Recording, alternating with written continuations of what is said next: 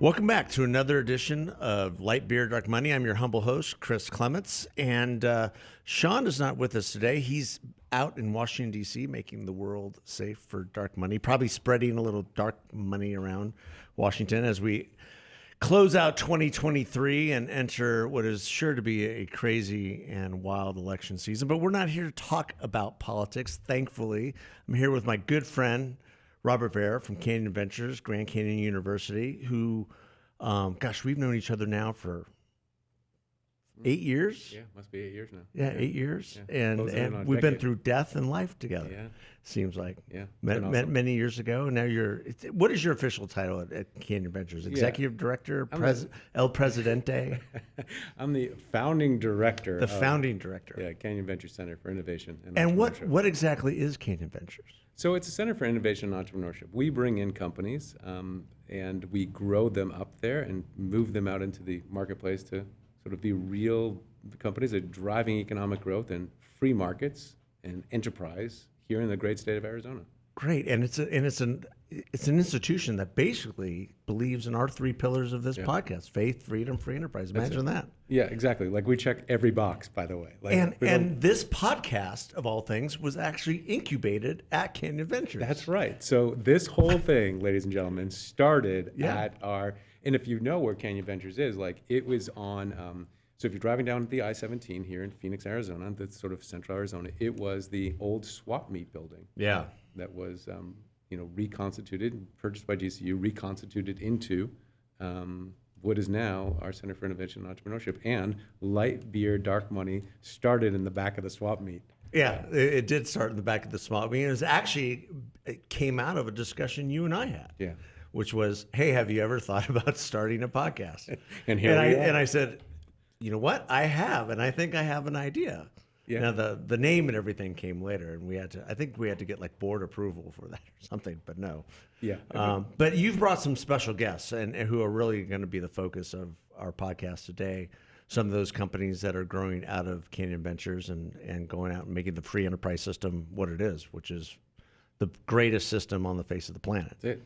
No one's coming, by the way. It's entrepreneurs that are going to transform the world, right? Yeah. It's the government. The government is not going to save you. No, they're not.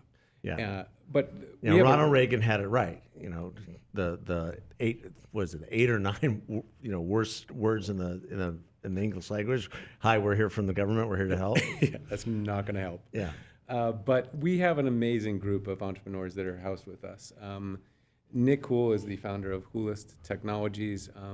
It's really an amazing technology. It's a non-pharmacological approach to managing stress. And George Henry is actually a student at Grand Canyon University. George is from the Midwest. He is, when he's not here at Grand Canyon University, he's a farmer. Yeah. And appreciate all the work you've done with George to mentor him. He has a idea, which he just sent me a litany of questions, and I kind of threw them around to other people who are much more knowledgeable about his questions than I was, and we went from there. But George has some just amazing quotes. Like he was in my class, he's got some amazing quotes about why farmers are the backbone of this country and industry, and what happens if farmers can't make a living. So we're really excited to talk to George today about what he's putting together as a sort of a marketplace for farmers to be not tethered to a monopoly anymore. So that's one of the things. And then we brought a couple of other products here that have been developed out of Grand Canyon University. Ring Me is your business card and everything. We're going to get your Ring Me, by the way. Everything, all your business links, everything is all on your Ring, and all you have to do is touch your Ring to a phone, and it sends a text automatically. So Ring Me is with us. By default, they're here. And then Noggin Boss, you may have heard of Noggin Boss, right? Well, Noggin Boss has become the unicorn of Canyon Ventures. It's just taking off. It's everywhere, all over the NBA, all over the NFL. He made an announcement at Demo Day that they're heading to the Olympics, heading to the Super Bowl. That's one of the reasons why he wasn't there. It's just tremendous. Yeah, I mean, they started with Gabe Cooper is a GCU undergraduate and GCU MBA, and then started Noggin Boss really out of his house. Now it's there. They hire 30+ students and just booming. What I love about what Nick has done and what George and Noggin Boss and the others there, they're creating totally different categories of products. So Noggin Boss, I mean, that's a Noggin Boss right there. You put your logo on the front, and it's a personal promotional attire. So it's not a oversized hat, because if you're wearing a Naga boss, everybody sees you, right? It's not just, it's not just a baseball hat anymore, right? So it's totally different. Nick is doing something really interesting. And Nick, can you share? Let's get into this. Yeah, Like, absolutely. Can you share a little bit about why this is different and what it's used for? What your device is used for? Yeah, definitely. Kind of like what you had said, we're sort of creating a whole new category. And specifically, we're in the space of mental health, stress recovery, but the category that we're kind of creating and redefining is what I call accelerated stress recovery. So you think any kind of stress relief product, technique, solution, the two most common, relaxation techniques, first is going to be mindfulness, meditation, breath work. These are techniques that require a lot of time, effort, focus. You have to be in a quiet environment. At a minimum, it takes 10 minutes. But for most people, it takes 10 minutes just to calm their mind down before they can even start a meditation. So you're looking at like a 30-minute session just to calm yourself when you're anxious, stressed. And then the other one would just be medications, right? Like when people want something done easy for them, they go to a doctor, doctor prescribes drugs. Drugs are powerful, but they come with all those side effects, right? Like you're going to have these long-lasting cognitive impairment when you're on drugs. You're not going to be able to focus. In some instances, it can impact sleep quality as well, make it worse. So what we're doing is two things. One, we want to make a non-drug approach to calming people when they're having a stress response. And two, we want it to work fast. So me growing up, I dealt with performance anxiety as an athlete. I grew up playing competitive golf. And when I was out there on the golf course, everyone gets stressed and nervous. But for me, like it just started happening so frequently where it just hit me. My heart's pounding out of my chest. And I didn't know how to calm myself down. I had done meditation, visualization, but you can't do that when you're in the middle of a performance, right? When you're out there on the field, there's really nothing you can do to calm yourself down quickly. And so that became my motivation. I went to school, studied kind of the stress response in the mind and the body, and learned about this kind of secret, kind of built-in relaxation system in your body that's associated with this nerve called the vagus nerve. And so the vagus nerve, there's a lot of physiological functions that it kind of is associated with, but its main goal is to help shift your body out of a fight or flight state. And so that was interesting to me, and looked into some of these techniques where when you electrically stimulate it, in the last 10 years, there's research showing how you see an immediate drop in your heart rate. You see a drop in blood pressure, drop in muscle tension, drop in breathing rate. And all these physical symptoms of a stress response go down when you electrically stimulate the vagus nerve. And in most instances, it happens right away. And to me, it was like, that's mind-blowing. Like, if I could have that technology out on the golf course or out in the middle of my day, like, I can shut my stress response off anytime I need. And so to me, it was like, holy crap, that's insane. Looked into the technology, and it was just really poorly designed at the time. This was probably 2016, 2018, when I just started getting my PhD in biomedical engineering. And these devices were just these big machines that have wires you got to plug yourself into. You got to soak these electrodes in a wet gel or a saline. Just not a comfortable user experience unless you're just in the privacy of your own home. Yeah. But that's not what I wanted it for. I wanted this when I was out and about playing golf, when I'm traveling, just getting stressed out in the middle of my workday. And so that was my main goal, was let's redesign this really awesome technology and just make it super user-friendly. Let's make it portable. Let's get rid of all the wires. Let's get rid of all the Bluetooth app connections. Let's get rid of that, the gel, the saline. And that's what we did with this device here. It's this little handheld vagal nerve stimulation tool that it's so cool. You just take the cap off, it immediately turns on, and you're ready to go. These little gel tips here, you just hold it in place right underneath your ear on the side of the neck, and it just lights up your ear. It should feel like your ear is just buzzing. So that's how you know you're on the nerve. And literally, like, within, 10, 15 seconds, you'll start to feel everything kind of slow down. And, it works really fast. And it's just so easy. And when you're done, You just put the cap back on and that's it. Boom. So it's like the world's easiest, rapid, I guess, accelerated stress recovery tool, non-drug. It's safer than pills, works faster than meditation. You can take it with you everywhere. I mean, it's just an incredible Okay, that feels technology. really strange. Yeah, right, doesn't it? It takes a while to get used to it, I would imagine. It's wild. Describe what that feels like. It feels like you're being shocked, little at bit. least initially. And then I realized I had turned it up to like 1,000, it's which, probably too which high. probably is not a good idea the first time you're using it because it'll really freak you out. But that's just a different feeling, you know. And the fact that that has an instant response. I mean, how many people just suffer anxiety just have to go through, you know, a cycle of different motions, like getting on an airplane or, Yeah. you know, Oh, anything. who doesn't? Yeah. Get anxious from time to time, probably daily. Yeah. You know, the technology, what we did, we made it really powerful because what we found in our research was for this to work fast, you need to have essentially an intensity level that's about 2 times higher than your sensation threshold. So at the lowest setting that you can barely feel it, you want to double that. So it will feel kind of prickly, kind of sharp at first. You get used to it pretty fast. One, it's not dangerous. It's just weird. It's something most people have never felt before. Yeah, just don't turn it up to high when you're first using it. Yeah, you want to Like take I it just slow, take the low and slow approach, get used to it. But once you get familiar with it, I mean, it works fast. It works anywhere. You know, we get people all the time saying they take it with them everywhere they travel on an airplane.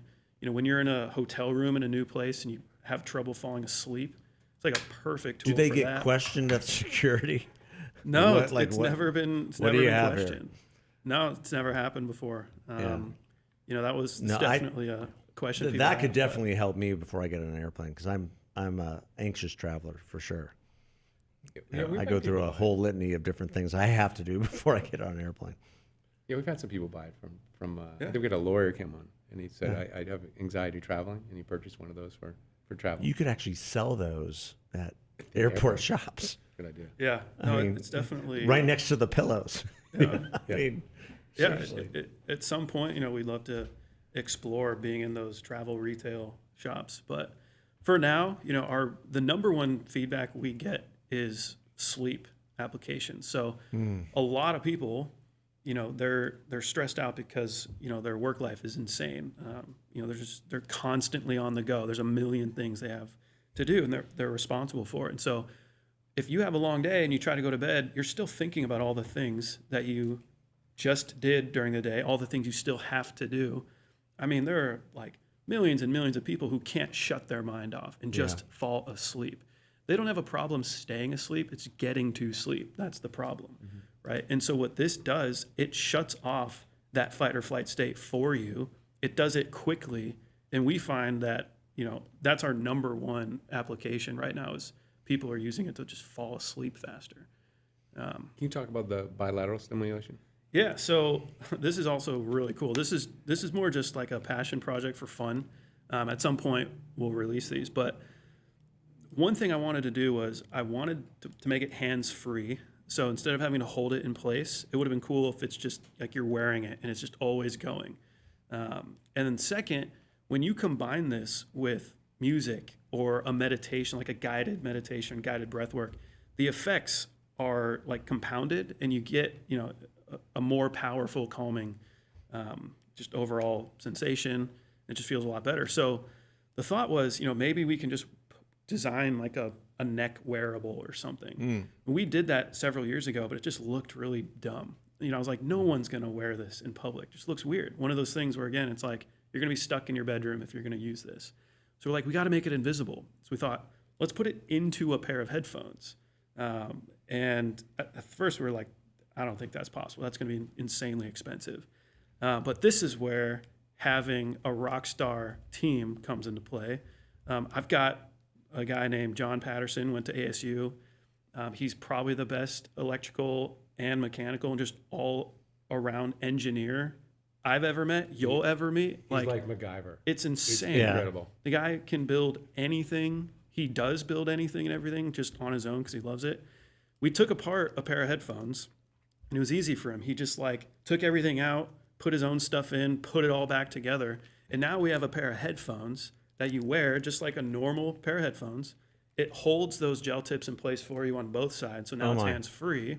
These are Bluetooth, so you can connect to a phone to listen to music. You can listen to Spotify, Apple Music.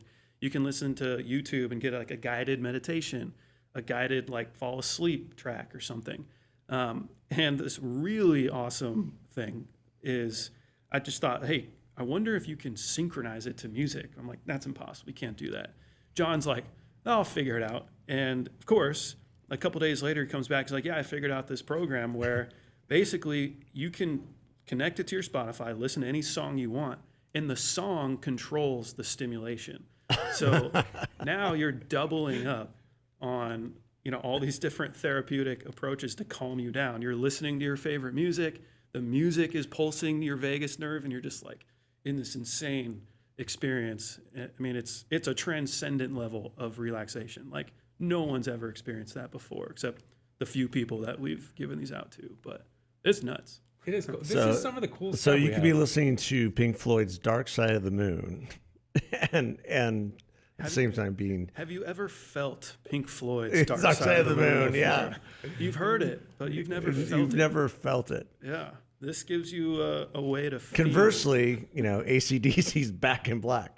Yeah. If you're stressed, but just, that helps you calm down for whatever reason. Definitely. Yeah, I mean, music is a huge... It's probably another, like one of those top 5 things people reference as I calm myself down by listening to music. Right? Completely. That's fantastic. That's fantastic. This is when I saw your presentation last week at the demo day, this was just sort of a lot of the things I was just thinking about, like all the different applications and what you can do for that. And the fact that it's so needed too, that when people become anxious and suffer from that fight or flight, impulse, most people have no idea how to deal with that. And to your point, most people are not dealing with it in the most rational ways. They're medicating or they're self-medicating through other types of substances or alcohol or whatever else.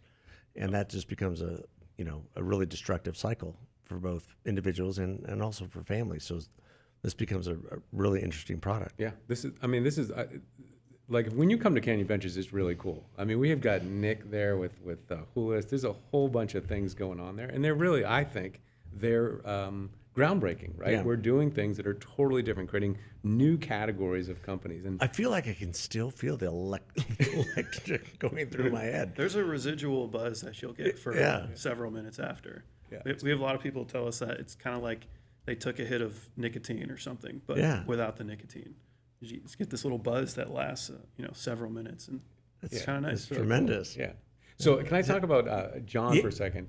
So John comes to me the other day and he's like, hey, I bought these used solar panels. I'd like to set them up somewhere. I'm like, okay, why don't you go to the top floor of our parking garage? Because no one parks on the top floor of the parking garage in Arizona. It's like a zillion degrees. So anyway, he sets up these solar panels and I'm like, so what's the plan? He's like, well, I want to see if he has a Tesla. I want to see if I can use solar to charge my Tesla. Now, mind you, these are old, used solar panels, right? And so he goes up and he sets them up on the top floor of our parking garage at, the 5th floor. And a couple of days later, he's like, oh yeah, it works. I could charge my Tesla with just the solar panels, right? I just think that stuff is really fun to see, like John and Nick and what they've created there. Just really in sort of an environment that you would never think. That so when the grid blows up, I'm ready to go. You know where to go. The 5th floor of the parking garage. The 5th floor of solar, used solar panels. I think he paid like $9 for the solar panels, and he's cobbled them together and put together this solar charging station for electric vehicles. So it's just incredible the work that comes out of Canyon Ventures. That's great. But I want to talk to George. Yeah, let's get to the farmer. So George, George, tell us your story about when you're not in school at GCU. What are you doing? Yeah, so I grew up farming, grain farms, small grains, not animals or anything like that. And just been a really great experience getting to grow up that lifestyle in that way. Feel really blessed to be a part of that and be a part of something that I feel like is making a difference in the world every day when everybody's eating. And so, enjoy farming. Growing up, watched my dad start the farm that we farm on today, and it's been a really cool process. Really proud of him, really blessed to learn from a guy like him, and he's helped me grow into what I am today and helped me continue to work towards being a farmer and changing the industry. So we ask our entrepreneurs like, hey, we got to fall in love with the problem. Yeah. So can you talk about the problem that most farmers have in terms of like, they harvest up, share with us sort of the problem, right? And great entrepreneurs, I just want to say this because it triggered something when you were saying that. Great entrepreneurs, look at an issue that they themselves are experiencing, that's personal to them, that they want to then fix. You were talking about your own anxiety. You're a farmer. Why is this way, and can I do it differently? Yeah, Is always the interesting question. absolutely. So growing up, seeing the challenges of how you're going to market your grain, there's a million different strategies of marketing grain today. And one of the biggest ones that I see where farmers are most successful is where they can take their product and have a relationship with an end user, such as possibly a brewery. Some guys start. By the way, growing- that's where light beer comes in. Yeah. Yeah. So something like that.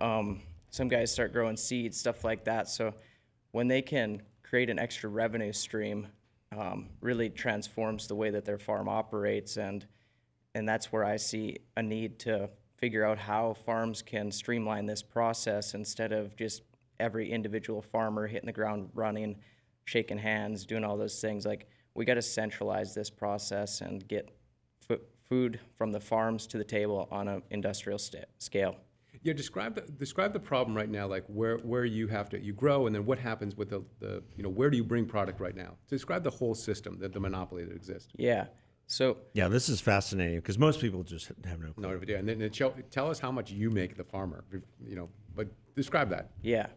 So to start off, to paint the picture, for every dollar you spend in the grocery store, the farmer makes a little less than 14 cents. So a pretty small percentage there.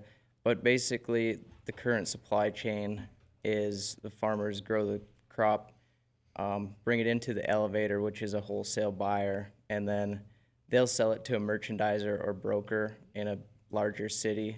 And then those guys are the guys that have the connections to make this stuff get to the end market. Now, on the global stage, this works beautifully, works great. We need it. But in the country, domestically, I think there's a way that we are creating right now we're going to skip over this. We're going to get the farmers connected with these end buyers and get the grain where it needs to go a lot cheaper, going to make a little more money on both sides and get a viable product here.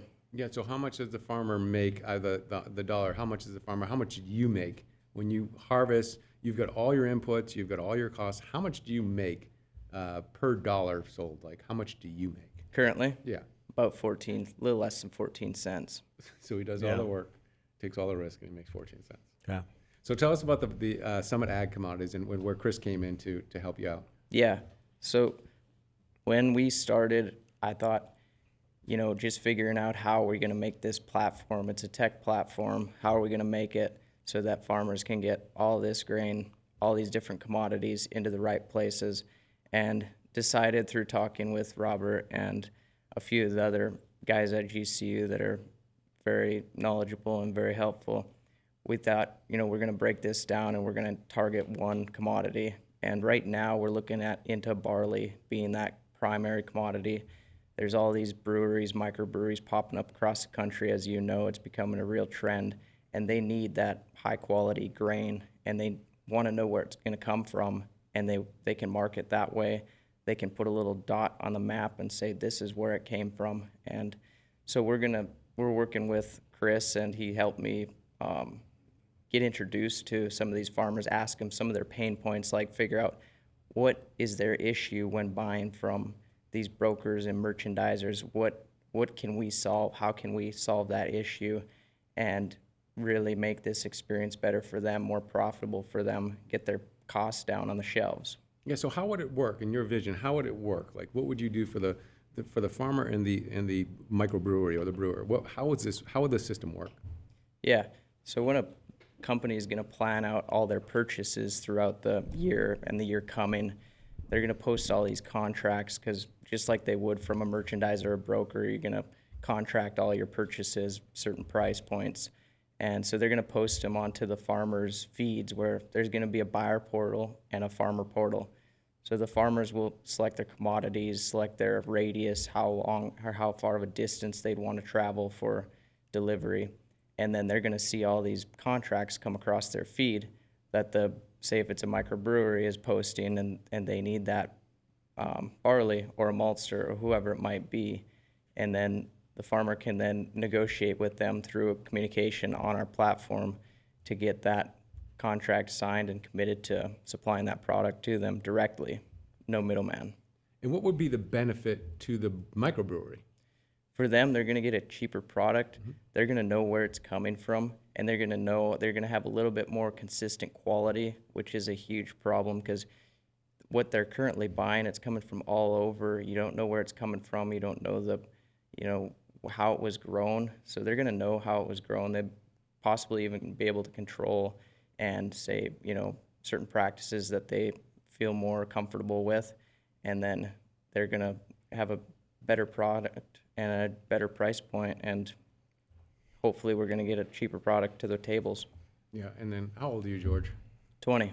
Okay, this is awesome. So 20 years old, you're cracking the code for farmers across the globe, or at least across the United States, to put more money in their pocket and hopefully make better beer. Well, I mean, so much of what we're seeing with the digital economy is how do I cut out the middleman? How do I go direct to my consumer, this being the brewers, and make it better? So I have a relationship with them.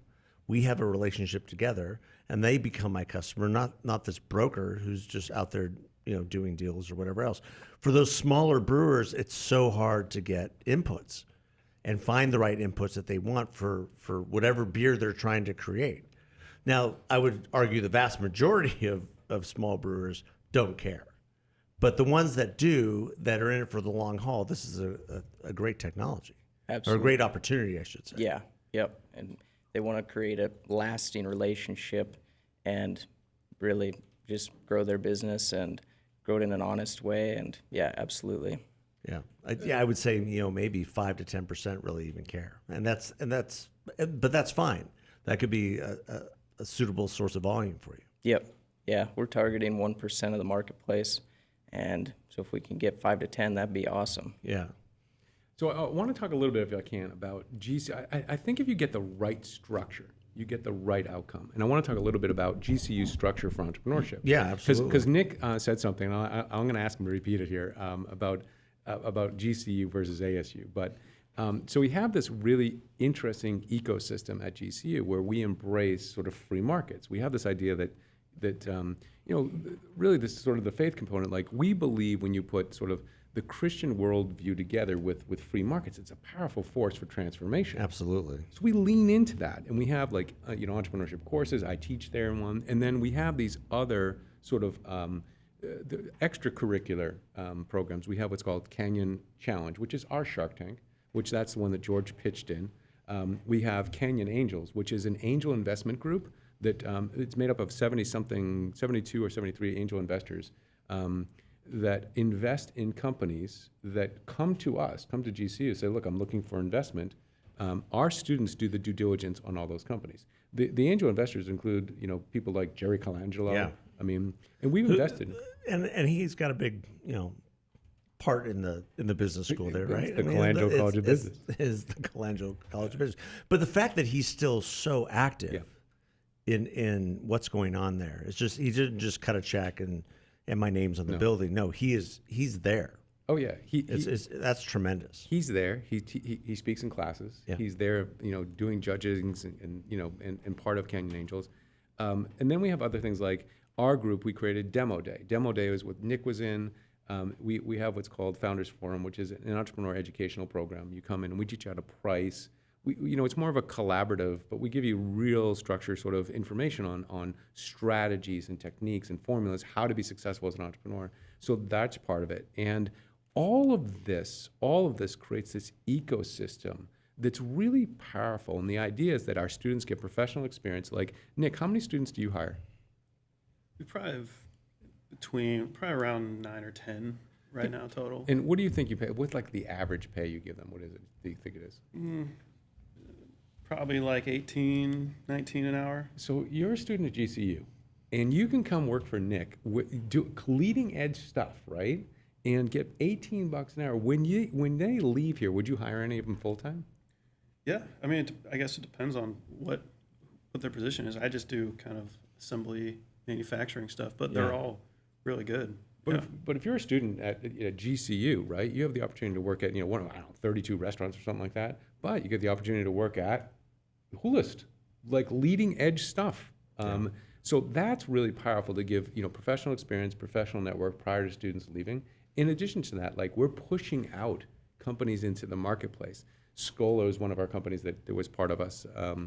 Other companies that have moved out into the marketplace, and they're now hiring our GCU students and driving economic growth in the marketplace. Nick mentioned he has a PhD from ASU. Tell us about your experience at ASU versus, I don't want to put ASU on the spot, and I love working with ASU, but tell us sort of your experience, one versus the other. What happened? Yeah, I mean, they're two very different, I guess, models of entrepreneurship for students. ASU is massive. They have a ton of money that they give out to students to fund them. And I went through when I was at ASU, I went through all the competitions. In the beginning, we sucked. We lost every competition. We didn't make any money. And then as we get better, eventually we won like all the competitions and we won a ton of money. I think we won like more money than anybody like towards the end, which was awesome. So I had a cool experience there, but I started to realize it's not about the money in the beginning. It's more about just execution. It's more about having good mentors. It's more about like just having a good team, people being there to help you go and grow, especially when you're a young 20-something starting a company for the first time ever, especially if it's in like med tech. I mean, for me, it was so overwhelming what we were getting into that like I didn't know what I was doing, and no one ever came to my side and told me this is what to do. They just gave us money and they're like, good luck. Yeah. We had a lot of people telling us left and right, you should do this, you should do that, you should do that. But it's like, you don't care. You're just saying that like we're having a conversation at a networking event. They're like, why are you doing that? You should be doing that. It's like, that's not advice. Like, that's the dumbest thing ever. You think I haven't thought of that before? And so it was great. We got all our money to get started over there. And then we were probably for about a year and a half, we were in this other kind of, I don't even know what you call it, but it was in Phoenix, just a little program where they would kind of give you free office space and kind of work with you to get started. Again, that was another program where they did nothing for us. They just gave us a little bit of funding and some free office space. Great. But I, again, no idea what I was doing. And then one of our investors introduced me to Robert and told me about Canyon Ventures. I'd never heard of it. Met with Robert. He showed us around. It's in this giant warehouse. And he's just like, yeah, I'll just set up anywhere. Like, it's cool. And I'm like, what? This seems so weird. There's nothing formal about this. It's like, we're just going to set up. Like, yeah, we got some desks and chairs. Just put them up, however you want. I'm like, I believe they still have some weird desks and about chairs that. over there. Yeah. So we're like, all right, let's just do it. Like, whatever. It seems cool. There's other companies here. In the past places we've worked, we were just by ourselves. So we gave it a shot, and like instantly it was like one of the best feelings ever to just be in this space with other people. You're like working with other companies that are crushing it. So just something about being next to another company that's crushing it makes you be like, oh, I got to step it up. I want to crush it too. But I would say the number one thing for us, that at least for me as a founder, was just having someone walk over to our space at least once a day, once a week, several times a week even, to just say, hey, how are you doing? Like, can I help you with anything? And not just that, but the person actually was knowledgeable about startups, knowledgeable about finances, engineering, like startup life. And it was just like, we'd get great ideas every single time we'd have a conversation. I mean, that's Robert. Like, that's what Robert does. Like Robert is the difference. Like, he's the one that makes it a magical experience for Hoolist. I'm sure for all the other companies that are in Canyon Ventures, especially the young ones who've never done this before. If this is your first time launching a startup, it's terrifying because you don't know what you're doing. You have all this optimism in the beginning, right? You're like, I'm going to tackle this massive problem. But once you start and you start realizing like, oh my gosh, there's a ton of hurdles to overcome. it's terrifying, and it makes you like, not want to proceed, and makes you want to quit. But Robert comes along and it's just like, hey, how you doing? Like, what are you facing with? You tell him your problems. He's like, no, here's how we can solve it. And the other thing too is he's just like, just go. Don't sit around. Like, if you sit around, you're failing. Just go do something. You can't fail if you're doing, something at all. So that's been huge for us, I would say. And we've done a ton of different things. Sometimes we've done too much. We're like, all right, we got to reel it back. We've been doing a little bit too much here. But for us, that's been the biggest difference between being in Canyon Ventures versus going through the ASU program, is just someone that's there for you to like check in, give you real, like actual helpful guidance. And it just feels like, we're going to be okay, as long as we're here, versus, it kind of felt like we're to some degree kind of just totally on our own when we were going through the ASU programs. But I mean, not, knocking on ASU, it's been probably 3 or 4 years since I've been over there. So I'm sure things are totally different now. They're always changing, but definitely a different model. And we've thrived at GCU so far. Yeah, I think ASU is Well, phenomenal. what Robert seems to be doing is, having spent a lot of time there, kind of watching in the background, it's a living, thriving ecosystem. Yeah. It's a business. It's an incubator in the serious sense. It's there to grant not only financial support and other support, but just people support. Yeah. Just being around other people, other smart, interesting, inventive, collaborative people inspires all of those things. Yeah.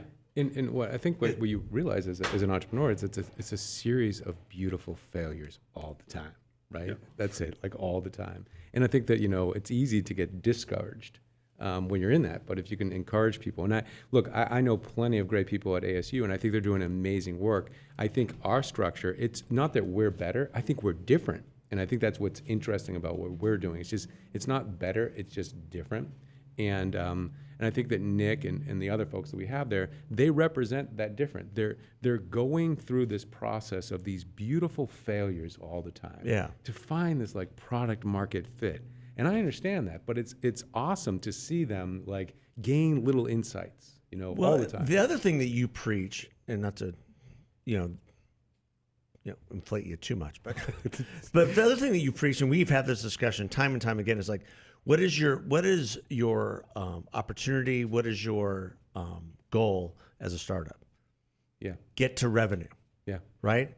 This is not about your A round, your B round, your C round, and just floating along, and eventually maybe we'll have a product to sell, and eventually maybe we'll actually have customers. But gosh, this journey is really great, which for a lot of, entrepreneurial ecosystems, that's what it's all about. Yeah. It's just about the raise, and not really getting to a viable product with viable customers with viable revenue streams. Yeah, can I talk about that for a second? Yeah, 'Cause this please do, frustrates because me. you and I have had big discussions about this for hours. This frustrates. So I see all these people on like LinkedIn and these other places, and they're posting like, we just raised our A round, we just raised our B round, and like they haven't sold anything.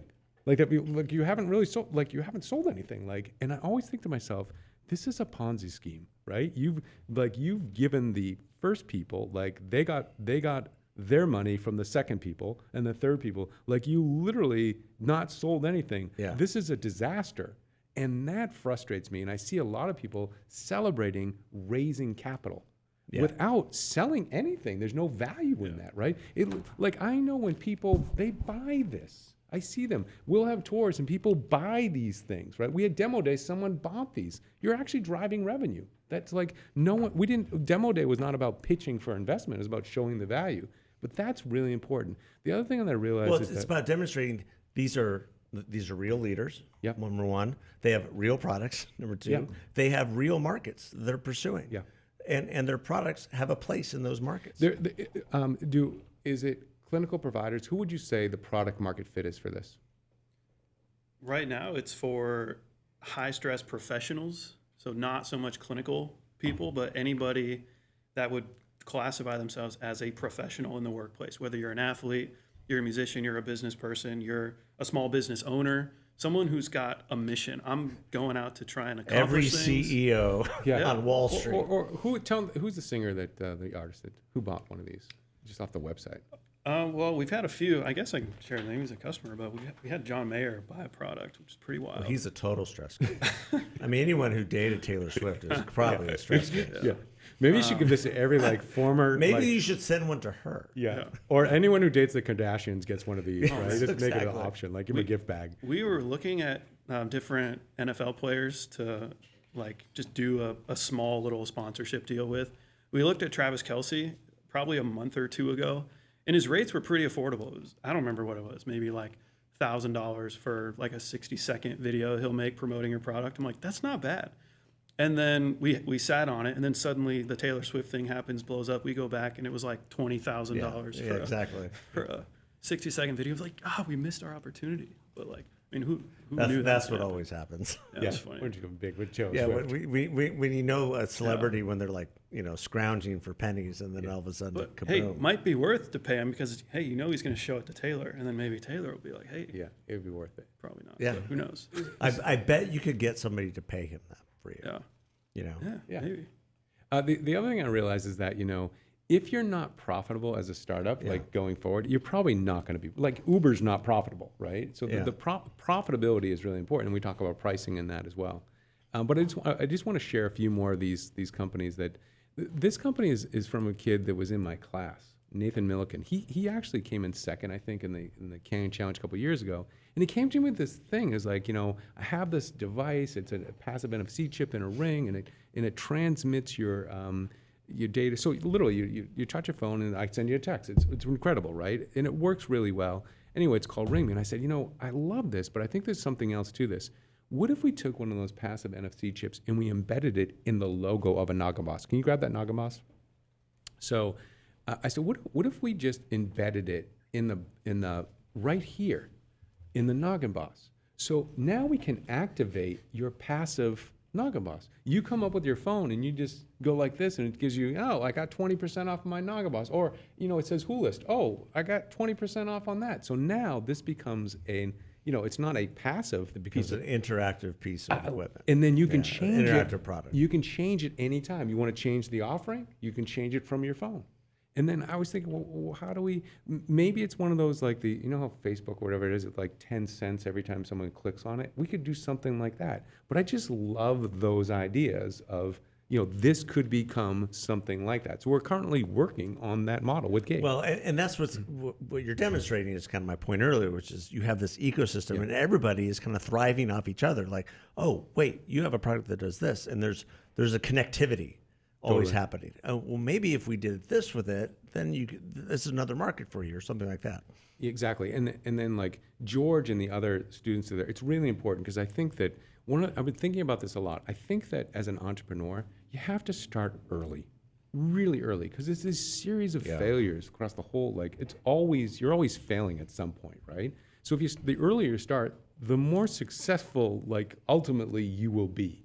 And if you start at 18 or 14 versus 20, the chances are we've had some companies that have literally just and I think there's one or two that have just electric e-bikes comes to mind where they started in 2019. They'll do $500 million this year. The number one electric Yeah, e-bike. I get a text from them every day about a product. But don't you think that's kind of an anomaly, right? Yeah. You know what I mean? You got really lucky.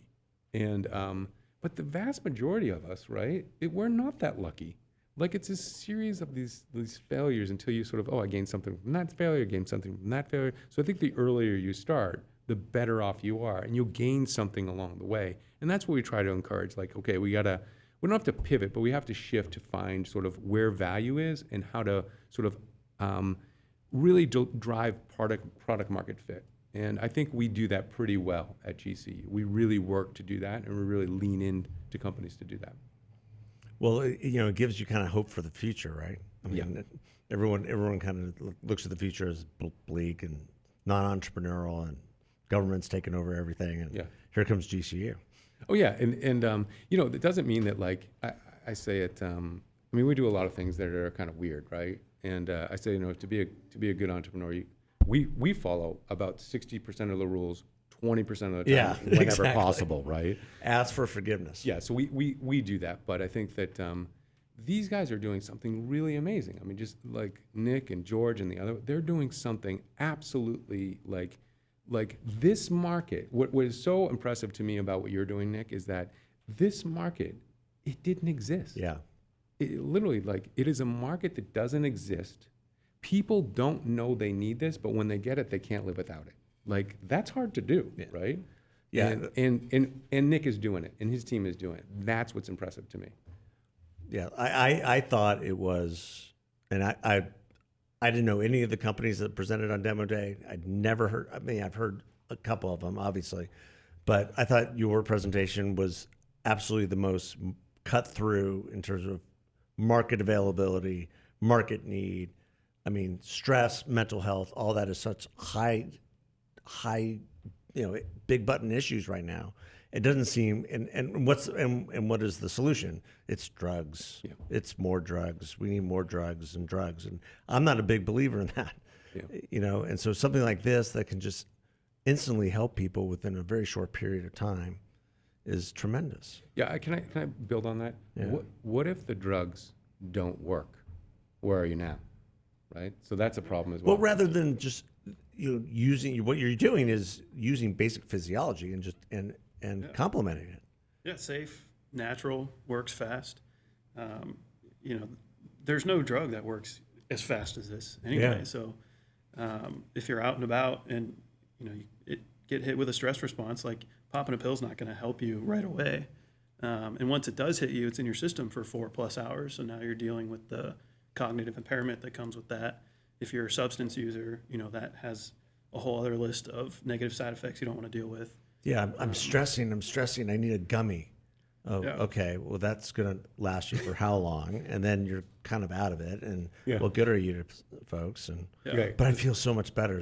Oh, okay, great. Then you can't operate heavy machinery. Exactly. So, Yeah. And George, I mean, what you're doing really, I think, is long overdue.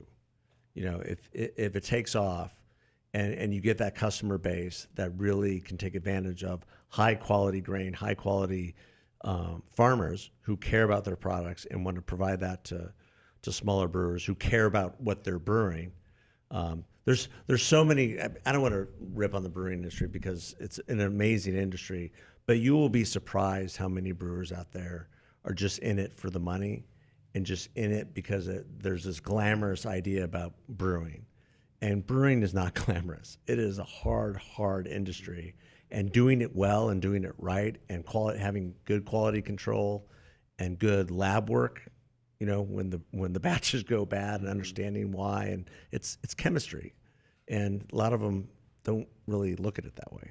And so having great partners like, great inputs is important. Yeah, absolutely. And it hasn't been changed for so long, and really since it was created and since our supply chain was created, and there's no technology in it, and it was built for small trucks. So we got both of those things now, and so we're looking to take advantage of that. Yeah. Well, and there was a mad rush of a lot of small brewers that got that bigger over, back in the 2000s and 2010s, and they sold out to the big brewers precisely. It had a little bit to do with the money because those were big purchases, 100 million or more. But a lot of it is just so I don't have to worry about my inputs. Sure. Yeah. Anheuser-Busch, they can get me grain from anywhere. Yeah, and that's right where we're going. That's what we're targeting. I can get hops from anywhere. What do I care? I can get aluminum from anywhere. I can get. They control a huge part of the market, if not the market. So I can go do whatever I need to do. Absolutely. And just be a mad scientist in my brewery, which you have to give them credit for. Yeah. A lot of people criticize those brewers, but I'm like, why wouldn't you? Yeah. If I'm a Legion would brewery up in the Northwest, I don't have to worry about anything ever again. If I'm Golden Road in California, I don't have to worry about anything ever again. That's really great. That's the model that Yeah. I think. But just before we leave, I know we got a few minutes left. Nick, if someone wants to buy, Yeah, where can we find you guys? where do we get this? Yeah, you can go to just hoolist.com, HOOL. And you're having a Christmas sale, I see. Yeah, 20% off. Currently doing a Christmas sale, 20% off the Very Leaf Prime. The Prime is far and away the best product. It's the most powerful, most effective, most versatile, and that's the one that is on sale right now. 20% off, big savings. And yeah, highly recommend people just try it. We have a 60-day money back guarantee. So if for some reason you hate it, doesn't work, you don't like what it feels like, just send it back and we'll give you a refund. Like, it's truly risk-free. So Yeah, and if they want to come by, like, we should give them the address. It's we're at 5115 North 27th Avenue, Yeah. Building 66. It's open to the public. You can come by and try one of these if you want to do that. You can also check out Noggin Boss. Nagaboss at nagaboss.com. You can order a custom one. These make great Christmas gifts, by the way. Yeah. So, and then Ring Me is at ringme.biz. You can order yours. These the Ring Me's I think are on sale right now for I think they're $60 or something like that. But embed all your information on it. And then George doesn't have his website up yet, but he will, and he's going to be the king of beer. They're going to rename George. I think that's already taken. You know? Website's actually up now. Oh, it is. Oh, it is. Yeah. Oh, great. Sure. So if you're interested in being in beta testing, shoot me an email. Got my contact on there, summitag.com or .tech. Summitag.tech. Yes.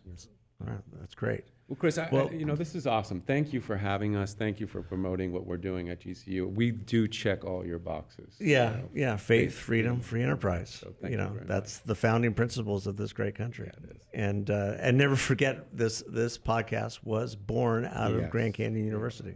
Back to And it was only the